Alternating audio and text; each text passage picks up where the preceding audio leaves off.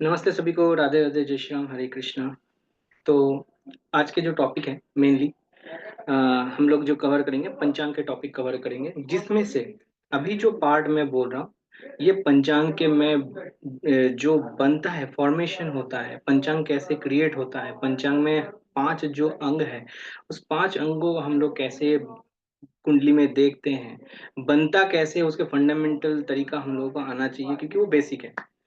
क्योंकि सॉफ्टवेयर के ऊपर हमेशा आप रिलाई नहीं कर सकते हैं। एक दिखा देता ओवरऑल ठीक है, लेकिन आपको उसमें से भी आपको बेस आना चाहिए ताकि आप प्रिडिक्शन प्रॉपरली कर सके। क्योंकि कभी कभी ऐसा भी होता है कि थोड़ा सा इधर उधर होने के चक्कर में क्या होता है कि कभी कभी त्रुटियां होता है ना, एप्लीकेशन के माध्यम से सॉफ्टवेयर जो प्रोवाइड करता है, कभी कभी उसमें से थोड़ा सा इधर उधर हो ही जाता है। तो बर्थ कुंडली से आप कैसे पंचांग को देखेंगे, उसको कैसे निकालेंगे, कोई भी कुंडली हो उस कुंडली से आपको कैसे निकालना हो, उसका तरीका मैं इस कई वीडियो में मैं बताऊंगा। और जो एक दिन के जो टॉपिक है उस टॉपिक को हम लोग कवर करेंगे पूरा। अगर इन केस आप लोगों को ये एक दिन में पूरा कोर्स कवर नहीं होता तो मैं 2 पार्ट में या 2 दिन में मैं उसको कवर कर दूंगा। आप लोग बिल्कुल टेंशन नहीं कीजिएगा, आराम से कवर करेंगे। मुझे कोई जल्दबाजी नहीं है कोई भी कंटेंट को अच्छे से देने के लिए, क्योंकि उसके बेस आपको एक अच्छे तरीके से आना चाहिए। जो भी इंफॉर्मेशन मैं प्रोवाइड कर रहा हूँ वो आपके आपके प्रिडिक्शन में, या आप जिस चीज को प्रिडिक्ट करना चाहते हैं वो प्रिडिक्शन प्रॉपर होना चाहिए। क्योंकि क्या होता है कि कई सारी चीजें होता है ना जो हम लोग कंफ्यूजन में पड़ जाते हैं कि चीजों को एक्चुअल एनालिसिस कैसे करते हैं। ठीक है, तो वीडियो को ज्यादा लंबा नहीं करेंगे, बहुत अच्छे से ब्रीफली डिस्क्राइब करेंगे और प्रॉपर तरीके से कवर करेंगे। अब आते हैं कि पंचांग होता क्या है। अब सबसे पहले ये चीज को जान लीजिए, पंचांग पांच पांच मुख्यतः अंग पंच अंग पांच अंग पांच अंग जो होता है, सबसे पहला तो आ जाता है तिथि, जो बहुत इंपॉर्टेंट है आपके लाइफ में, किस तिथि में आप जन्म हुए हैं। उसके बाद आता है आपका करण, बार, नक्षत्र और योग। ये पांचों को हम लोग डिस्क्राइब करेंगे, पांचों को बहुत अच्छे से जानेंगे। लेकिन आप ये चीज ध्यान में रखिएगा कि जो पंचांग होता है वो 2 तरीके से काम होता है। एक आपको बर्थ पंचांग दिया जाता है जो आपके ओवरऑल लाइफ को डिसाइड करता है, जो कि कुंडली देखने से पहले आपको कई चीजों का इंफॉर्मेशन दे देता है।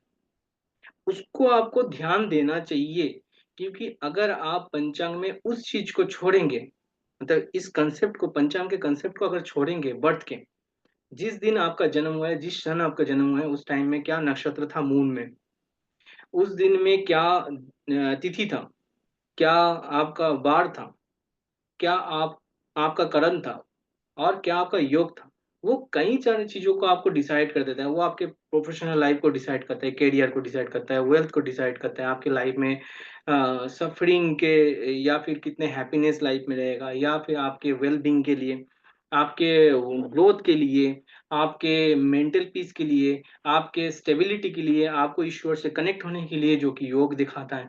और साथ ही साथ आपकी पर्सनालिटी में, आपके हर एक डोमेन में क्या पर्सनालिटी एट्रीब्यूट प्रोवाइड करेगा, ये बहुत इंपॉर्टेंट हो जाता है बाई नक्षत्र पंचांग के द्वारा। पंचांग इसमें बहुत हेल्प करता है, जो कि आपके जन्म कुंडली एक पंचांग आपको देते हैं। उस दिन में क्या आपका पंचांग था, उस दिन में क्या क्या चीजें आप था, पांच जो बोल रहे हैं पंचांग का पांच अंग, उस दिन को क्या था, वो आपकी लाइफ में प्रभावित करता है। कुंडली से भी आप जो चीज प्रिडिक्ट करते हैं वो इंस्टेंटली आप ये 5 चीजों को देख के ही पूरा चीजों का प्रिडिक्शन कर पाते हैं, सक्षम हो जाते हैं उसमें। दूसरा, एक डे पंचांग आता है, डेली पंचांग आता है, जो कि आपके जिस दिन उस व्यक्ति का जन्म हुआ है वही डेली पंचांग उस दिन का ही लगता है। डेली पंचांग जो हम लोग अभी, मतलब एक व्यक्ति का जब जन्म हो जाता है, डेली पंचांग जब हम लोग यूज करते हैं, वो हम लोग मुहूर्त में यूज करते हैं। क्योंकि हम लोग उसमें नक्षत्र फिल्टर करना पड़ता है, तिथि फिल्टर करना पड़ता है, उसके बाद आपका योग करण, उसके बाद आपका वार, ये 5 चीजों को फिल्टर करने के बाद जो आपके एक्चुअल मुहूर्त आता है, उससे ही हम लोग कोई भी एक घटना को घटित करने के लिए उस टाइम को चयन करते हैं, एक शुभ टाइम को चयन करते हैं। इनमें से हम लोग शुभ अशुभ चीजों को भी कवर करेंगे ताकि आप लोगों को मुहूर्त आगे जो मुहूर्त के जो टॉपिक आएगा उसमें ये हेल्प करेगा। ठीक है, क्योंकि मुहूर्त के टॉपिक में पंचांग को कवर करना बहुत टफ हो जाता है, इसलिए पंचांग को आपको सेपरेटली पढ़ना पड़ता है। इतना चीजें आपको ध्यान रखना होता है। अब क्या होता है, नक्षत्र का मैं यहाँ पे इंफॉर्मेशन प्रोवाइड करूंगा, लेकिन नक्षत्र को आपको ब्रीफली जानना है तो उनके स्टोरी या उनके इंफॉर्मेशन या उनके क्या क्वालिटी होता है, क्या गुण धर्म होता है, क्या उसके एट्रीब्यूट होता है, उसको जानना जरूरी होता है, क्योंकि वो आपकी लाइफ में उस डोमेन में पर्सनालिटी क्रिएट करेगा। ये चीज आप ध्यान रखिए कि व्यक्ति के बिहेवियर, एक होता है व्यक्ति के चलने वाला थॉट्स, उस डोमेन में वो नक्षत्र प्रोवाइड करता है कि उस जगह पे व्यक्ति क्या तरीके से अपने आप को एक्ट कर रहा है। ओवरऑल अगर बोला जाए कि व्यक्ति का प्राण किस में जा रहा है, प्राण अगर आप बोल रहे हैं उनके प्रोफेशनल डोमेन में, तो उनका प्राण प्रोफेशनल डोमेन में किस तरीके से चल रहा है, किस तरीके से वो बिहेवियर कर रहा है, उस चीज को आप दर्शा सकते हैं। करंट से तो आप प्रोफेशन को डिसाइड कर सकते हैं, प्रोफेशन में ग्रोथ को डिसाइड कर सकते हैं, लेकिन जो नक्षत्र प्रोवाइड करता है आपको, वो आपके उस जगह के प्राण को बताते हैं कि आप उस जगह पे किस तरीके से एक्ट करते हैं। वो एक्ट को नक्षत्र क्लियर करता है। तो नक्षत्र का पूरा जो ब्रीफ नॉलेज है वो आपको नक्षत्र के टॉपिक में कवर करना पड़ेगा। इसमें जो उसके मुहूर्त में यूज होता है और कुछ हिस्सा इसमें भी आता है पंचांग में, वो मैं बताऊंगा। लेकिन पूरा पंचांग के अंदर नक्षत्र का पूरा 27 नक्षत्र का प्रिडिक्शन नहीं आता है। इसके लिए आपको सेपरेटली उसको पढ़ना पड़ता है, क्योंकि वो 27 नक्षत्र को बहुत ब्रीफली आपको जानना होता है, जो कि इसमें कवर होता है। मैं इसको कवर करूंगा, लेकिन नक्षत्र का आपको अगर बहुत अच्छे से जानना होता है तो आप उसके सेपरेट टॉपिक में ही जाइए, मैं बोलूंगा। और नक्षत्र आप सिर्फ करने से नहीं होगा, नक्षत्र में आपको नवतारा भी करना होता है। ये पहला मैं क्लियर कर दिया ताकि आप लोगों को आगे दिक्कत ना आए। अब आते हैं पंचांग के मेन टॉपिक में, कोर टॉपिक में, जो हम लोग इसमें पहले जानते हैं कि पंचांग बनता कैसे है, फॉर्मेशन कैसा होता है, दिखता कैसा है। उसके बाद तिथि देखेंगे, करण देखेंगे, वार देखेंगे, नक्षत्र देखेंगे and योग देखेंगे। ये कैसे बनता है इसका फॉर्मेशन मैं दे रहा हूँ, इन्फॉर्मेशन पूरा इसके ही दूंगा।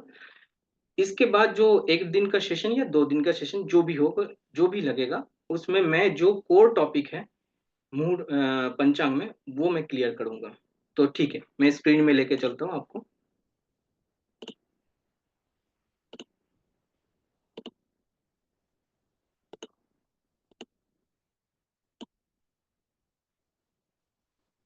चलिए, आप लोगों को आई थिंक स्क्रीन दिख रहा होगा, मैं एक बार चेक कर लेता हूँ। यस, स्क्रीन दिख रहा है।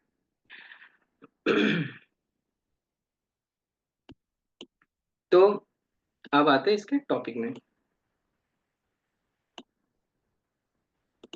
देखिए, पंचांग पांचों अंग से मिलकर बनता है, मैंने ये चीज बोला है।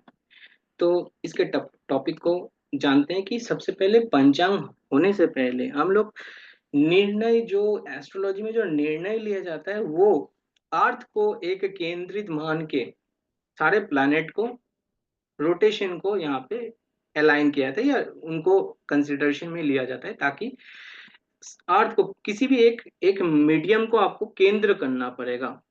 जैसे हम लोग सोलर सिस्टम में सन को केंद्रित करते हैं और केंद्र करके पूरा चीजों को, प्लैनेट को एनालिसिस करते हैं, ऐसे ही यहाँ पे क्या करना होता है, अर्थ को सेंटर करना पड़ता है एस्ट्रोलॉजी में, जिसको हम लोग पढ़ते हैं, जो हम लोग पढ़ रहे हैं किस जगह से बैठ के पढ़ रहे हैं, अर्थ में बैठ के पढ़ रहे हैं, तो अर्थ से हम लोग पूरा हर एक जो रोटेशन ले रहे हैं, हर एक जो ग्रह नक्षत्र जो भी रोटेट कर रहे हैं, उनको बोला जाता है कि प्लैनेट। क्यों प्लैनेट बोला जाता है? क्योंकि वो ग्रह के फॉर्म में कोई भी चीज जब एक चीज के मीडियम में रोटेशन कर रहा है, उस जगह से बैठ के अगर दिख रहा है कि कोई कोई एक चीज रोटेट कर रहा है, उसको ग्रह बोला जाता है। मून हालांकि उपनक्षत्र है, उपग्रह है, लेकिन इनको भी ग्रह के रूप में दिखाया जाता है क्योंकि ये अर्थ के रोटेशन कर रहा है।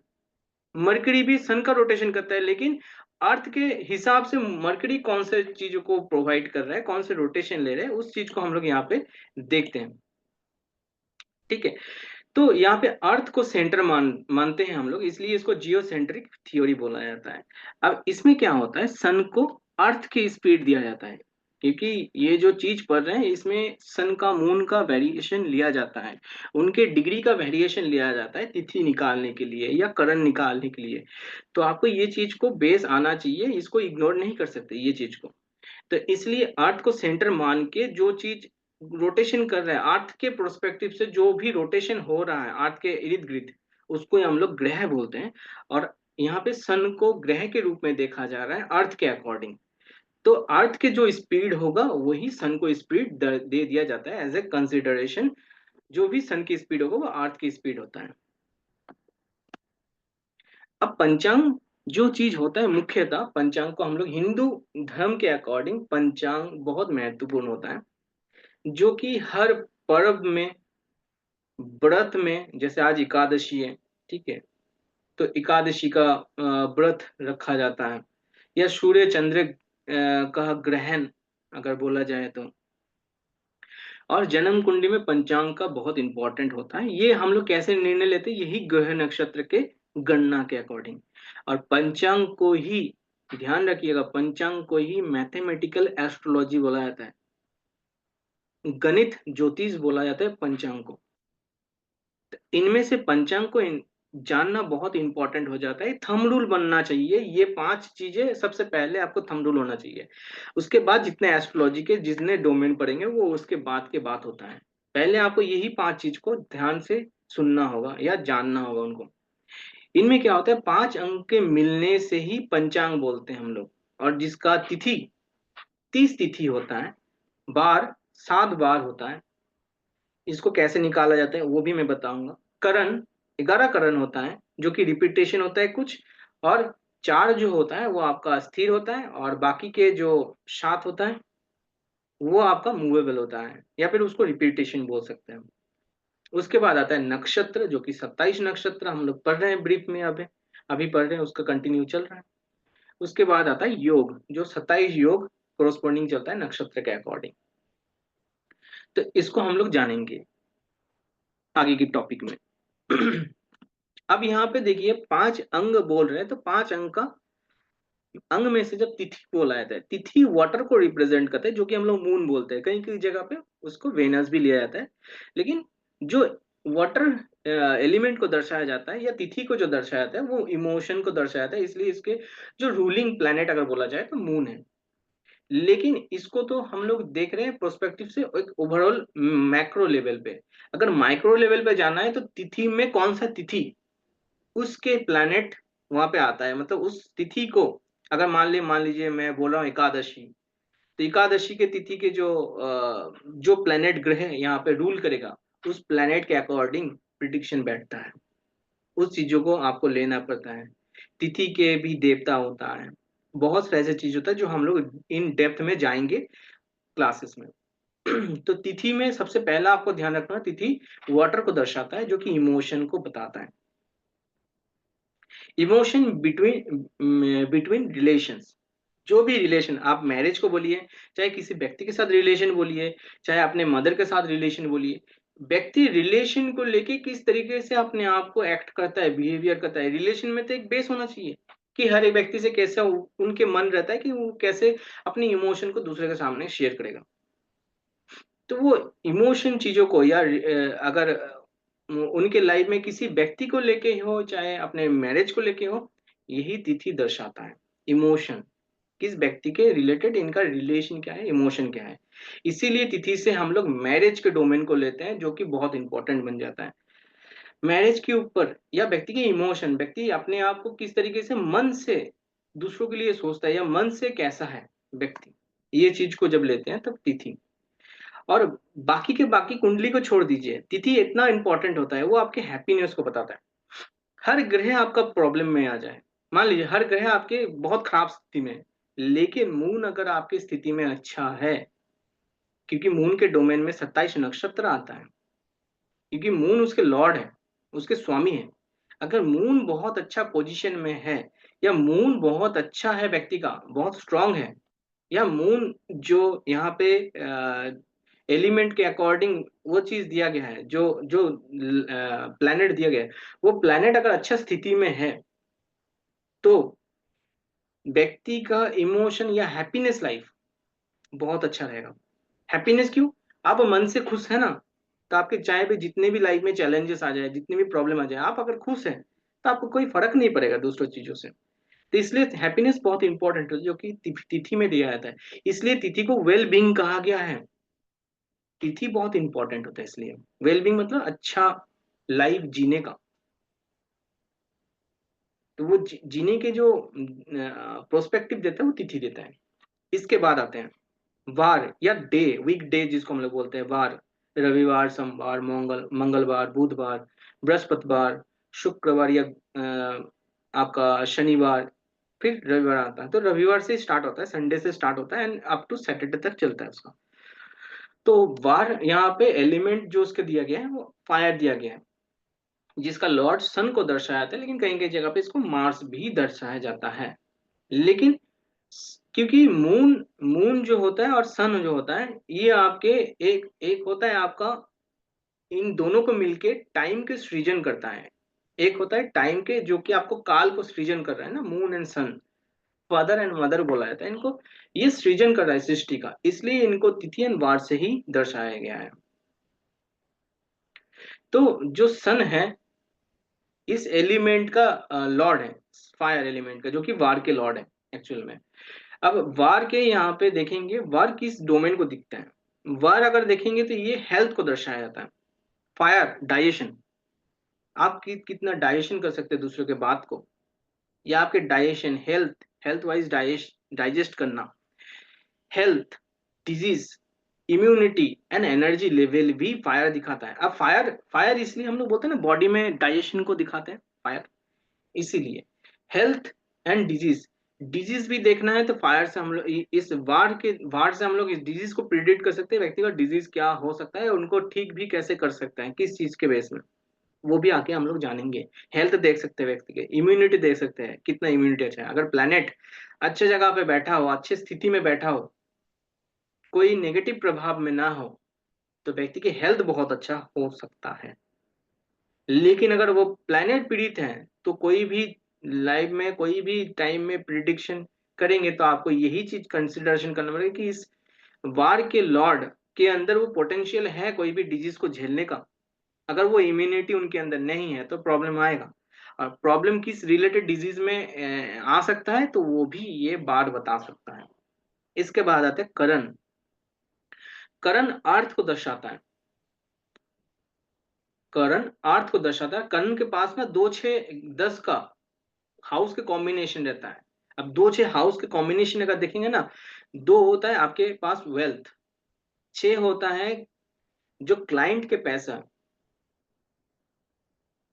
और 10 जो होता है आपके प्रोफेशन होता है। तो इसलिए इसके पास कैरियर रहता है, वेल्थ रहता है एंड अचीवमेंट भी रहता है, क्योंकि 10th हाउस ऑल्सो अचीवमेंट, आपको नेम फेम स्टेटस देना, ये करण के पास रहता है। करण के पास ये डोमेन है। और अर्थ के जो लॉर्ड होता है, अर्थ के जो लॉर्ड होता है, इसलिए करण को भी इसके लॉर्ड दिया गया, मरकरी होता है इसका लॉर्ड, जो कि अर्दी एलिमेंट है मरकरी। इसके बाद अगर देखेंगे नक्षत्र, जो कि एयर एलिमेंट को दर्शाता है, और एयर वायु तत्व होता है सैटर्न। राहु केतु यहाँ पे नहीं लिया जाता है, इसलिए सैटर्न। और यहाँ पे अगर नक्षत्र का देखा जाए, नक्षत्र पर्सनालिटी को दर्शाता है, प्राणस, प्राण जो हम लोग बोल रहे हैं अभी, ठीक है। और नक्षत्र के अकॉर्डिंग जो नाम डिसाइड होता है, उससे लॉन्जिविटी में भी फर्क आता है।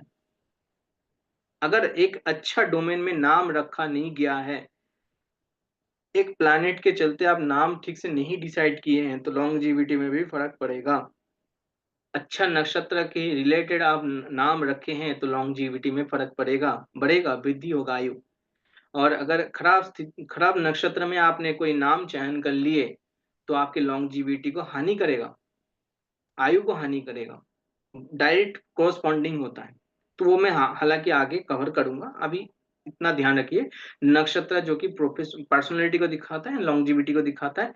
पर्सनैलिटी मतलब आप हर एक डोमेन में कैसा स्वभाव रखते हैं, कैसा आपने उस जगह के रिलेटेड चीजों को एनालिसिस करते हैं, प्राण रखते हैं उस जगह पे, कैसे बिहेवियर करते हैं, वो चीज नक्षत्र को प्रोवाइड करता है, जो कि मैं कवर कर रहा हूँ 27 नक्षत्र के ब्रीफ माइथोलॉजिकल स्टोरी से। अगर आप नहीं देखें तो बहुत अच्छे से देखिए, जो भी कर रहे हैं उसको बहुत अच्छे से सुनिए। और जो नहीं किए उनको भी वेलकम, बहुत अच्छे से कर सकते हैं, क्योंकि नक्षत्र बहुत ओवरऑल लाइफ में इंपॉर्टेंट है। क्योंकि प्लैनेट, हाउस एंड राशि के ऊपर भी अगर डेप में जाना है और भी डीप में जाना है तो नक्षत्र पे जाना पड़ेगा ही पड़ेगा।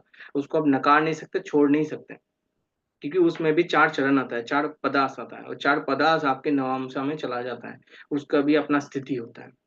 तो इतना डेप में आपको जाना ही होगा नक्षत्र में। इनके बाद आता है योग। अगर योग को देखेंगे तो ये स्काई को दर्शाता है, आकाश तत्व को दर्शाता है, स्पेस। स्पेस जो आपके लॉर्ड है इसका, स्काई एलिमेंट या स्पेस को दर्शाता है जुपिटर। जुपिटर आपके स्टेबिलिटी, लाइफ के आगे बढ़ने की ग्रोथ, या फिर यूनिवर्स के साथ जोड़ना, यूनियन होना, आपके जीवन की मुख्य क्या है, आपके जीवन के लक्ष्य क्या है, योग दर्शाता है। ठीक है, आपके थिंकिंग क्या है अपने ईश्वर के प्रति, अपने लाइफ के प्रति, क्या थिंकिंग है, आपकी लाइफ को क्या आप जान पाते हैं, क्या ना जान पाते हैं, ये योग दर्शाता है, जो कि आगे बताएंगे, इसके बारे में ब्रीफ टॉपिक आएगा। इसके बाद हम लोग बहुत इंपॉर्टेंट हो जाते हैं हमारे ये 9 प्लैनेट के अपना कारक तत्व। हालांकि आप लोगों को कारक तत्व कुछ कुछ व्यक्ति को पता होगा, लेकिन जो बिगिनर्स है उनको अगर जानना हो बेसिक लेवल पे, तो सन हम लोग हम लोग जो चीजों को कंसिडरेशन करते हैं सन के अकॉर्डिंग, क्योंकि फादर होता है, गवर्नमेंट होता है, ईगो होता है। अगर किसी व्यक्ति का जन्म सन की तिथि में हो गया तो इस व्यक्ति के अंदर ईगो बहुत ज्यादा होगा। तो इसको प्रिडिक्शन में बहुत अच्छे से हम लोग को डाइजेशन करना पड़ता है, तभी हम लोग बहुत सारे कंक्लूजन निकाल पाते हैं। ऐसे ही प्रिडिक्शन नहीं आता है, उसको बेस को पहले आपको स्ट्रॉन्ग करना पड़ेगा। Father, government, ego, name status, उसके बाद कोई चीज को ट्रूथली चलना, एक नेक पाथ में चलना, उसके लिए व्यक्ति दूसरों से लड़ पड़ता है, अपने आप उस बात में कायम रहता है, सन दर्शाता है। नोबिलिटी एंड ऑथोरिटेटिव क्वालिटी भी इनके अंदर होता है, किसी को कंट्रोल करना, ये क्वालिटी इनके अंदर होता है। हार्ट को दर्शाता है, आई को दर्शाता है, बोन को दर्शाता है। बोन हालांकि सैटर्न के अंडर में भी आता है, ठीक है, लेकिन सन को भी बोन के कारक लिया जाता है।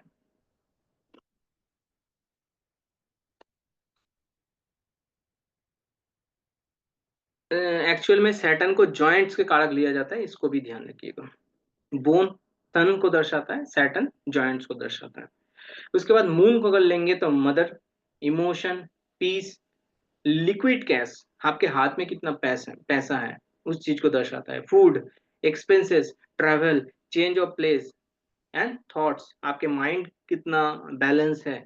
अगर अच्छा स्थिति में तिथि लॉर्ड नहीं है तो आपके मूड स्विंग बहुत ज्यादा होगा, निरंतर माइंड डाइवर्ट होना, चलना, निरंतर एक बात में रहेंगे दूसरा बात में कायम नहीं रहेंगे, चेंजेस हो जाएगा थॉट्स ऑफ माइंड। उसके बाद मार्स को अगर देखेंगे तो younger brothers, prosperity, courage, blood cell, body, physical activity and stubborn, जिद्दी जिद्दी स्वभाव का होना, लड़ाई झगड़ा करना, फाइट, एक्शन, इस टाइप के जो चीजें होते हैं मार्स दर्शाता है, गुस्सेल वाला। इसके बाद आता है मर्करी। मर्करी अगर देखेंगे, ये मार्स के एक और क्वालिटी होता है, खुद तो फ्रीडम रहने की कोशिश होता है लेकिन दूसरों को डोमिनेट करने की कोशिश करता है। खुद के अंदर एक लड़ाई झगड़े का, दूसरे के ऊपर कंट्रोल करने का एक क्वालिटी रहता है इनका। मरकरी अगर देखेंगे तो ये अपने पड़ोसी को दिखाता है, पार्टनर्स को दिखाता है, बिजनेस को दर्शाता है, स्पीच को दर्शाता है, कम्युनिकेशन होता है, मैनिपुलेटिंग माइंड होता है, बात से दूसरों को प्रभावित करना, इनके अंदर इतना अच्छा स्किल होता है।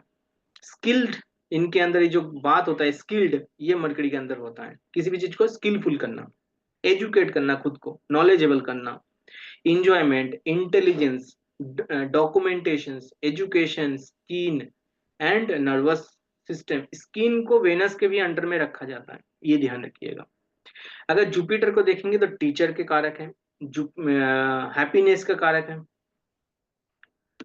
अब हैप्पीनेस जो यहाँ पे मैंने योग में बताया था कि हैप्पीनेस को जो लिया जाता है हैप्पीनेस जुपिटर एलिमेंट के आधार पे लिया गया। आप ये चीज समझिए कि आपको अगर ट्रूथ ज्ञान मिले तो आप ईश्वर से कनेक्ट होते हैं, आप स्पिरिचुअल लाइफ में जोड़ते हैं, जो कि जो आपके मेटेरियलिस्टिक लाइफ होता है वो आपको सफरिंग ही देता है अल्टीमेट।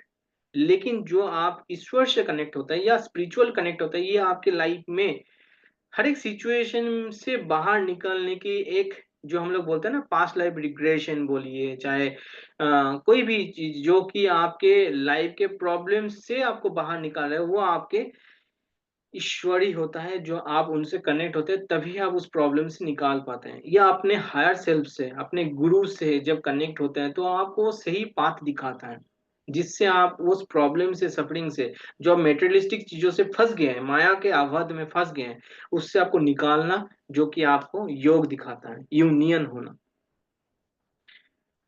तो जुपिटर भी उसी चीज को, इसलिए हैप्पीनेस, जुपिटर हैप्पीनेस के कारक है, ग्रोथ का कारक है। Child, husband, believe, faith, believe करना ना, फेथ, आस्था रखना किसी के प्रति, इथिक्स, सही नेक नेक पाथ में, जब ईश्वर से कनेक्ट होते हैं तो ये वाला गुण पॉजिटिवली आपके अंदर आ जाता है। गुरु ही तो आपके ये चीज को, आपको इस चीज से ही तो जोड़ते हैं।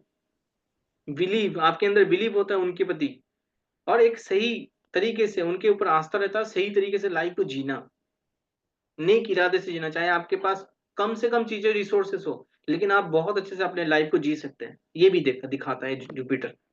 विजडम, क्लियरिटी, क्लियरिटी माइंड रहता है, क्लियर, प्रॉपर।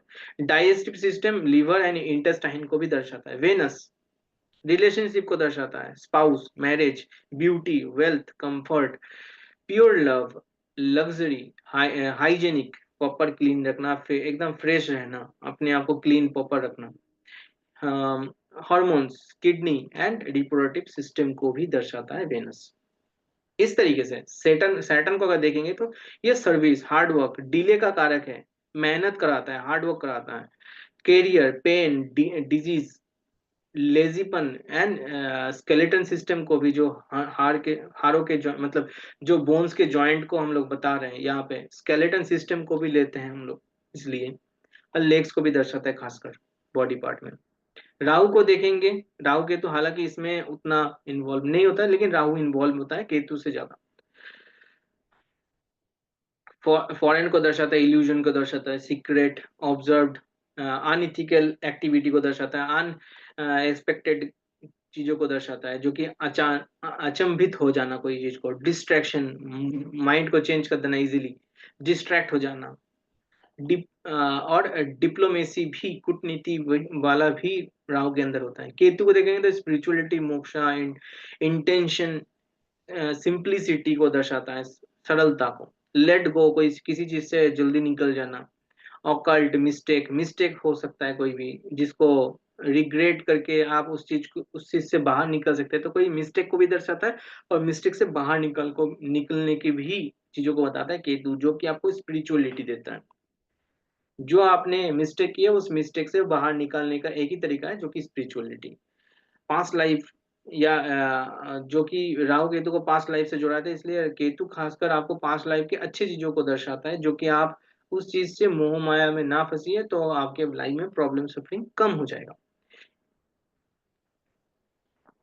सरलता होता है ना, सरलता इसलिए दर्शाते हैं, जो आप दूसरों से इतने ज्यादा कनेक्टेड होते हैं, उनके ऊपर ये रखते हैं कि उससे कुछ मिलेगा, वो राहु दर्शाता है। आपको डिजायर बनना आ जाता है वहां पे, राहु डिजायर देता है, लेकिन केतु डिजायर को काटता है, श्रिंक करता है, जो कि आपके लाइफ में सिंपल चीजों, जो आपके लाइफ में है, उनसे लेके आपको खुश रहना, इस सरलता देता है, आइसोलेशन देता है, सेक्रीफाइस देता है। ये कुछ 9 प्लैनेट के कुछ मेनली एट्रीब्यूट है, जो कि आपके हर एक प्रिडिक्शन में, हर एक लाइफ के प्रिडिक्शन में, डोमेन में आपको काम आएगा ये। ठीक है, तो पंचांग के खासकर आप लोगों को मेन टॉपिक के बारे में पता चल गया, पंचांग होता क्या है।